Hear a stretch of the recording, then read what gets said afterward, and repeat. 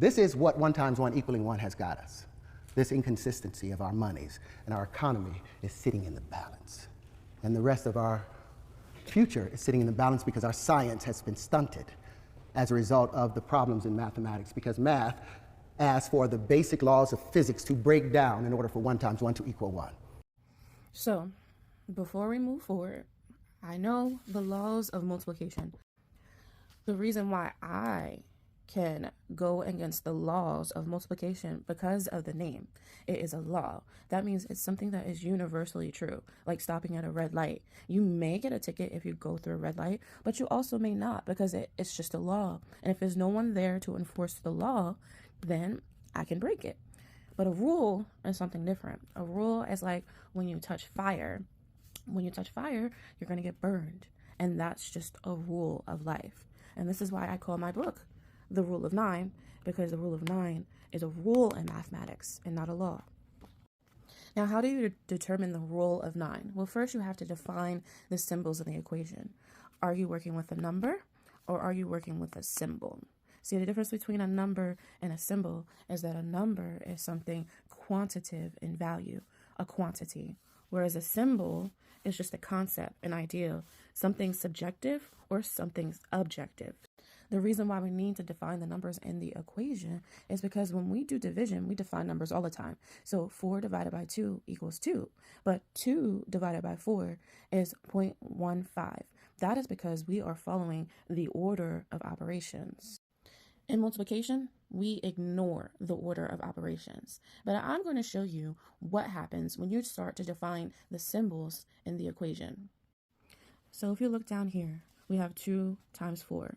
We're going to define this 2 as an objective number. So say if I have 2 pencils. I have 2 pencils and I want to multiply those 2 pencils 4 times. That will give me 1 set of pencils, 2 sets of pencils, 3 sets of pencils, 4 sets of pencils, will make a total of 8 pencils. But I said I had 2 sets of pencils. So when you add those 2 sets of pencils that I said I had back into the equation, now I have 10 pencils. Now look at this equation.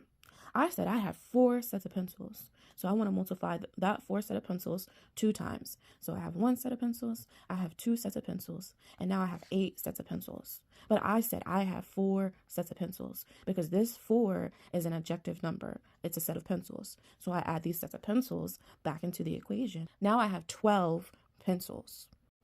But now, if we're looking at this number subjectively, and now we're reading the equation from right to left, now we're looking at this number subjectively, meaning it's just a concept. It's just an idea. So I have the ideal to multiply these 4 sets of pencils 2 times. So now I have 8.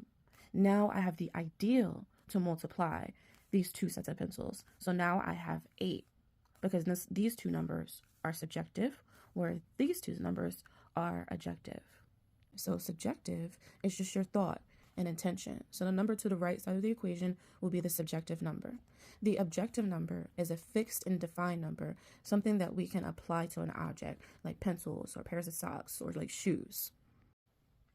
Even in double number equations, the math still applies. So if you look right here, 7 times 7, if you're reading it from right to left, the answer is 49. But when you're reading it from left to right and you apply that principle, when you define the numbers in the equation, the answer is 56.